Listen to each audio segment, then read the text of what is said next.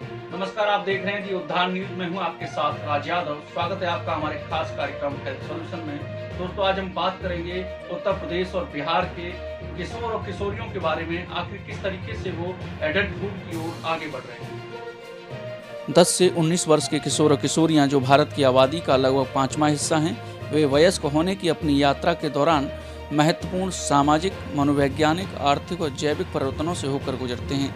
उनके अनुभवों, उनके लिए उपलब्ध संसाधन और सहयोग उनके व्यवहार, क्षमता और स्वास्थ्य पर आजीवन प्रभाव डालते हैं। उद्या अध्ययन पॉपुलेशन काउंसिल द्वारा किया गया अपने आप का पहला सर्वे बताता है कि उत्तर प्रदेश और बिहार जैसे राज्यों में किशोर और किशोरियां कैसे वयस्कता की ओर बढ़ रहे हैं। इस विषय को लेकर जो सर्वे किया गया, उसके आंकड़े एक ऑनलाइन सेमिनार में प्रस्तुत किए गए। आपको बता दें कि उदय अध्ययन में 20,000 से ज़्यादा किशोर और किशोरियों का सर्वे किया गया, जिनमें छोटी और बड़ी उम्र के लड़के लड़कियां और विवाहित लड़कियां शामिल थीं। यह अध्ययन पहली बार 2015-16 में 10 से 19 वर्ष के किशोर और किशोरियों के साथ किया गया।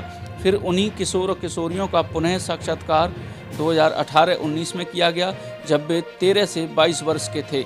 इस अध्ययन की शुरुआत भी सस्टेनेबल डेवलपमेंट गोल्स (SDG) को अपनाने के साथ हुई, जिससे इन 3 सालों के दौरान अध्ययन में शामिल किशोर और किशोरियों की प्रगति को नापने का अवसर भी मिला। तो आंकड़ों से इतना तो स्पष्ट है कि लड़के लड़कियों दोनों के यौन और प्रजनन स्वास्थ्य पर ध्यान देने की जरूरत है। इधर अध्ययन के जो आंकड़े हैं वो प्रस्तुत होने के बाद किशोरावस्था पर किस तरीके से निवेश किया जाता है या इसके निवेश को किस तरह से वरीयता देने की जरूरत है, इसके मुद्दे पर भी चर्चा की।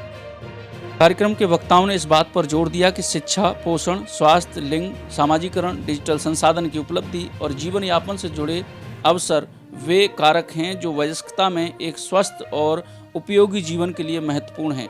इस कार्यक्रम के वक्ताओं ने किशोर स्वास्थ्य और कल्याण लेसेंट कमीशन के चेयरमैन प्रोफेसर जॉर्ज पैटन, राजकीय शैक्षिक अनुसंधान प्रशिक्षण परिषद में किशोर शिक्षा कार्यक्रम की संयोजक प्रोफेसर सरोजबाला यादव, विश्व स्वास्थ्य संगठन में किशोर यौन और प्रजनन के वैज्ञानिक doctor Venkat Raman Chandramouli, Katkatha puppet art trust के श्री अविनाश कुमार सहित कई महत्वपूर्ण हस्तियां शामिल रहीं।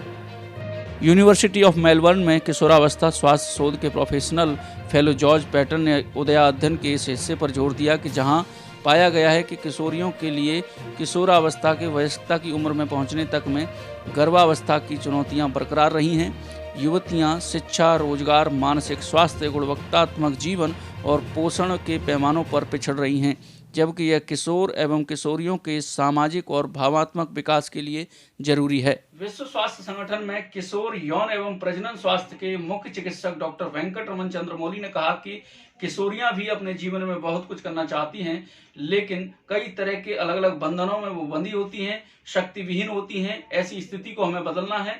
उन्होंने यह भी कहा कि राष्ट्रीय स्तर पर किशोरावस्था के विषय पर संगोष्ठियां होनी चाहिए, बैठक होनी चाहिए। राष्ट्रीय स्तर की बैठक करने की उन्होंने मांग भी उठाई है।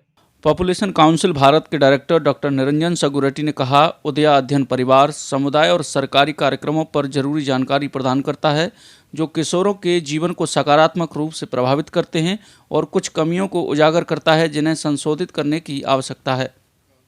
तो दोस्तों, ये जो सर्वे किया गया, बिहार और उत्तर प्रदेश 2 राज्यों के किशोर और किशोरियां इसमें शामिल किए गए। देश के यदि कुल किशोर आबादी की यदि बात करें तो 1/4 हिस्सा इस सर्वे में, इस अध्ययन में शामिल रहा।